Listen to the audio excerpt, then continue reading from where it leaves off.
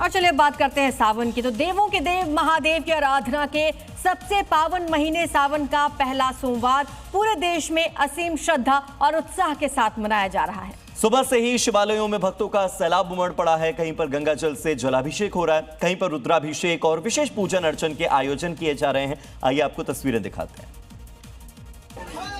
सावन के पहले सोमवार के अवसर पर देश भर के शिवालयों और मंदिरों में श्रद्धालुओं की भारी भीड़ उमड़ पड़ी।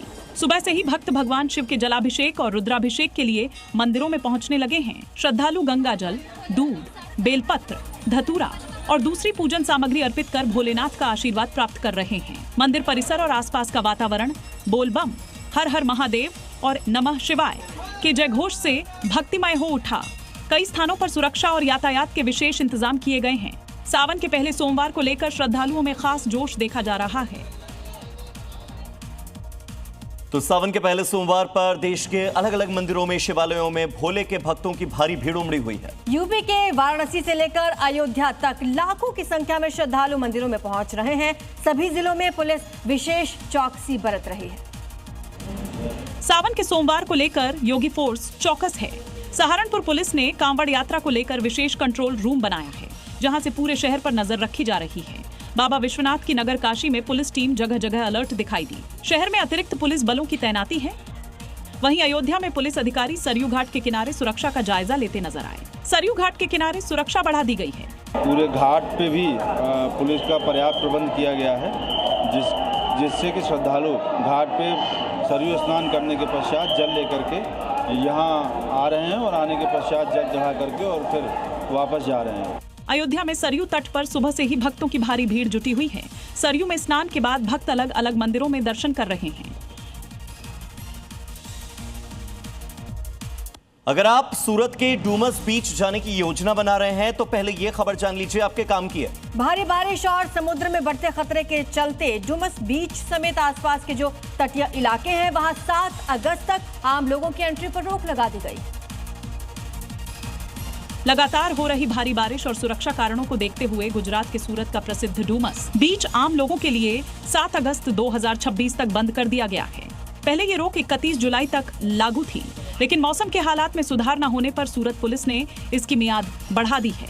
डूमस पुलिस के मुताबिक समुद्र का बढ़ता जल स्तर और खराब मौसम लोगों की सुरक्षा के लिए खतरा बन सकता है, इसलिए बीच पर सार्वजनिक प्रवेश पूरी तरह प्रतिबंधित कर दिया गया है। साथ ही सुवाली बीच और सी फेस इलाके में भी एहतियातन इसी तरह की पाबंदियां लागू की गई हैं। और बात कर रहे हैं गुजरात के, जहां द्वारका कच्छ में मौसम ने अचानक से खतरनाक रूप ले लिया है। समंदर में करीब 15 फीट ऊंची लहरें उठ रही हैं। प्रशासन ने तटीय इलाकों के लिए ऑरेंज अलर्ट जारी किया और मछुआरों को समंदर से दूर रहने की सलाह दी है। गुजरात के द्वारका और कच्छ जिले में खराब मौसम को देखते हुए मौसम विभाग ने ऑरेंज अलर्ट जारी किया है। विभाग के मुताबिक इलाके में 41 किलोमीटर प्रति घंटे की रफ्तार से तेज हवाएं चलने का अनुमान है। समुद्र में 12 से 15 फीट तक ऊंची लहरें उठ रही हैं, जिससे समुद्री गतिविधियां प्रभावित हो सकती हैं। प्रशासन ने मछुआरों और तटीय इलाकों में रहने वाले लोगों को सतर्क रहने की सलाह दी है। अधिकारियों ने लोगों से गैरजरूरी समुद्र तट पर न जाने और सुरक्षा निर्देशों का पालन करने की अपील की है। राहत और बचाव दलों को भी अलर्ट पर रखा गया है। अब बात केरलम की, जहां मानसून ने एक बार फिर से रौद्र रूप दिखाया। कई जिलों में जलभराव से सड़कें दरिया बन चुके हैं, जबकि लैंडस्लाइड की घटनाओं ने भी लोगों की चिंता बढ़ा दी है। हालात को देखते हुए 12 जिलों में ऑरेंज अलर्ट जारी कर दिया गया है। केरलम में लगातार हो रही भारी बारिश से जनजीवन बुरी तरह प्रभावित है।